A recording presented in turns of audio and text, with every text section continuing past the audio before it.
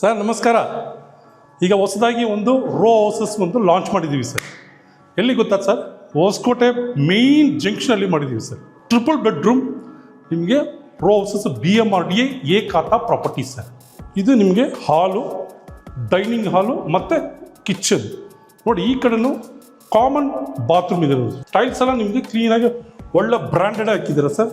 ನೋಡಿ ಇದು ಒಂದು ಬೆಡ್ರೂಮ್ ಸರ್. ಎಲ್ಲ ಟೀಕ್ ವುಡ್ ಮಾಡಿದ್ದೀರಾ ಸರ್. ನೋಡಿ ಎಲ್ಲ ಆವೆಲ್ಸ್ branded, ready to occupy sir. Ready to occupy ಇಮಿಡಿಯೇಟಾಗಿ ಮಾಡ್ಬೋದು.